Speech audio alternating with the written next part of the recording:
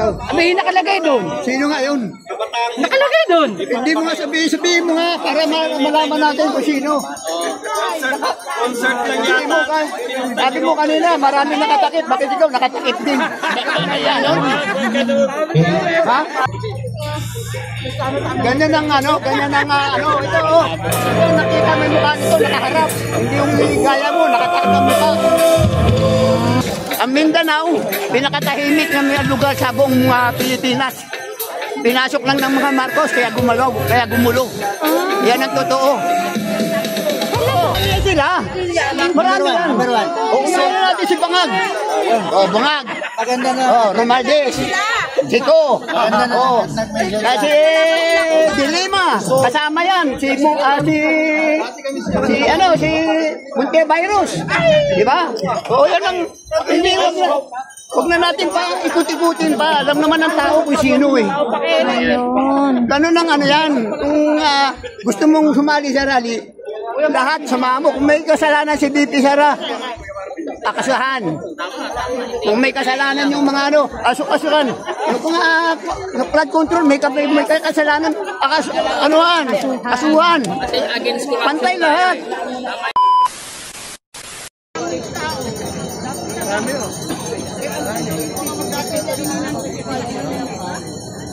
Nagmamahal natin ayaw iniiwas din natin na manahin pa ng mga bata. Parang sino nangyayari sa bansa na. So kayo say after dito po kakamalit sa William Pero Park or Ito po sa nunay kasi kailangan po po ito. Ito lang po talaga pinagtao.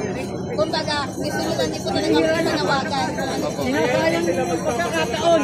Thank you so much, sir. Ito yung mga tao para makilala natin yung mga itsura ng mga mukha nila. Ano po yung pangalan? Eh, maglalagay kayo ng picture, ang liit eh. Hindi naman makilala yung itsura eh. Dumayo dahil pa kami dito para hanapin yung mga mukha ng mga magnanakaw na sinasabi. Nakakatatlong ikot na ako, hindi ko makita yung mga mukha eh. Asan? Sayang, sayang. Nakagawa ng mga ganyan. Magkano bigastos? Eh yung tarpaulin na malaking picture eh. Magkano lang yun? Hindi ko na kaya yun. Wala pa. Wala na yata ang pera pang kuha na ubos na. Ha? Ubos na. Pang-trade. Ang mahalaga dyan, makita ng mga tao yung mga mukha nila. Sino ba itong mga ito? Sino to? Ito. Si ganun, ito. Eh, para lang tayo sinasayang pagkakatao. Mahalaga dyan, picture. Check. Hey. Litrato malaki. Hey, check. Check. Check. Check. Hey. Ano ba tawag sa ganitong rally? Para sa mga magnanakaw? Eh, hinahanap natin yung mga magnanakaw. Wala rin. Hindi natin makita yung mukha. Kita mo yung mukha ni Bongo? Pakainin mo lang ng siopaw yun. Hindi mo naman pagkakambalang Pilipino yun. Di ba taga-Pilipino yun? Si Jinggoy. Lagan mo lang ng wig. Hindi mo na rin makikilala si Jinggoy yun. O di ba? Dapat totoong picture. Sa tingin nyo, sir, tingin nyo sino ang mga dapat ilagay na mukha dito? At yung mga iniimbestigahan sa floodway, confidential at saka PIDAP. Yun ang mga totoong PIDAP. Sino kaya yun, sir? Eh, kulang pa yun eh. Tignan mo kasi laki lang ng mesa. Kumain lang yung 6 na taon, natakpan na yung mukha. O eh, ba't ilalagay mo pa dun yung tarpaulin na yung sayang? Dapat, mukha talaga nila. Yung bakit ang patinunan nila. Kung talagang para hindi na sila makapag makaganon. Sino? Yung mga magnanakaw na sinasabi. Sino ba magnanakaw? Hindi nga humakit ang tarpaulin, alit-lit eh. Kaya nga, sino nga sinasabi mo magnanakaw? May nakalagay doon. Sino nga yun? Nakalagay doon. Hindi mo nga sabihin mo nga para malaman natin kung sino. Concert lang yan. Sabi mo kanina, marami nakatakip. Bakit ikaw nakatakip din? Ha? Ako hindi ako Duterte, hindi ako supporter ako dito ng mga nagrarally lang. Ganyan ang ito oh. Nakita mo yung mukha nito, nakaharap. Hindi yung gaya mo, nakatakip ang mukha.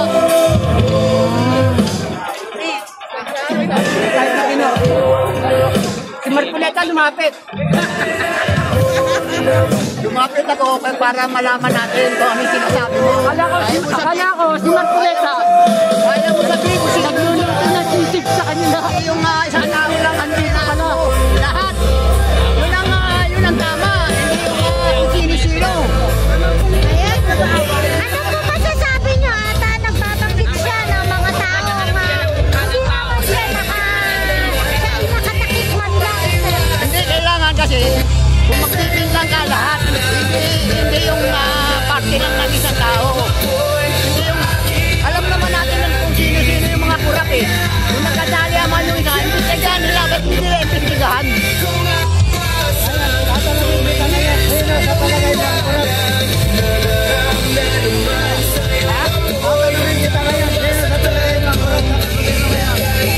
Marami yan sila. Marami yan.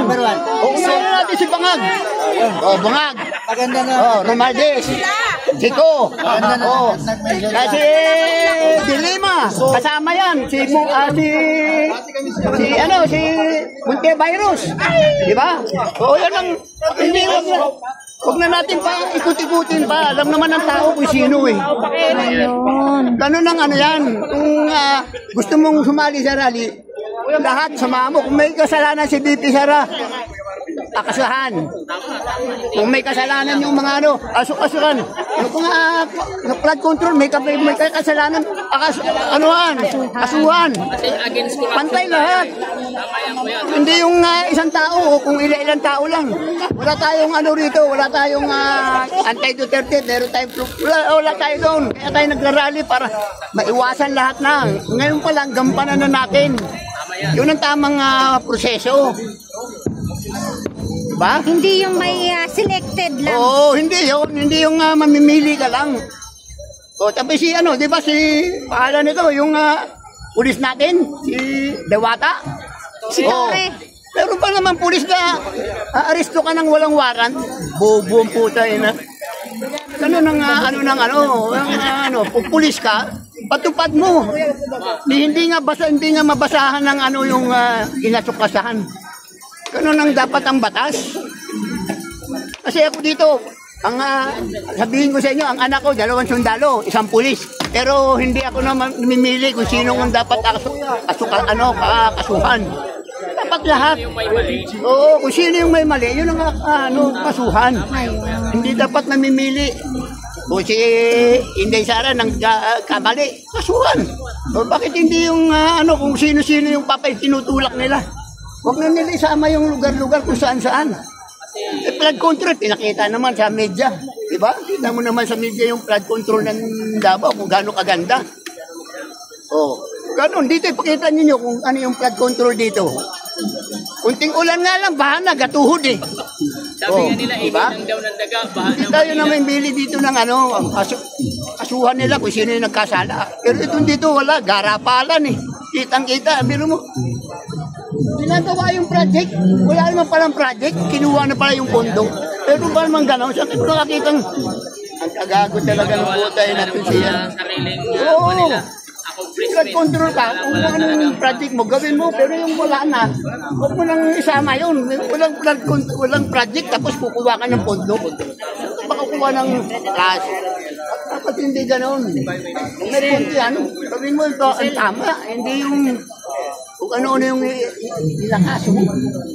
Sir, ano na lang po ang masasabi nyo sa mga buhaya? Karapat-dapat lang ba sila mag-resign? Yun lang yun? Tapos okay na? Hindi, dapat kasuhan.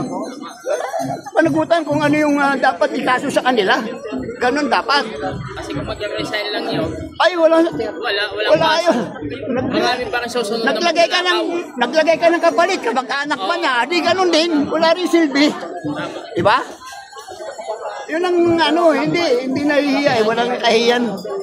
Ano talaga ang ng gobyerno, panahon pa lang naman niya yan eh. Sa totoo lang, wag kaya kung ako interview yung tatagal tayo. Ang Mindanao, pinakatahimik na lugar sa buong Pilipinas. Pinasok lang ng mga Marcos, kaya gumulo. Yan ang totoo. Gumulo yung Mindanao dahil kay Marcos. Kasi kumuha ng mga tao yan doon sa Ilocos, dinala sa Mindanao. Ginawang CSDF, guardia ng mga highway. Kaya nandito yan, hindi alam niya, pati sila, hindi nila alam yan. Mga kandidato natin magnanakaw. Ano ba yung delay? Delay na yan? Delay? Tony, Paano na yung natulog na delay? Nagadabaw ako, pero dito ako sa Maynila. Pareho. Ako na Malacanang. Hindi dito sa gilid. Okay. Salamat Ano nang po, wala? Tony. Thank you po. Pag wala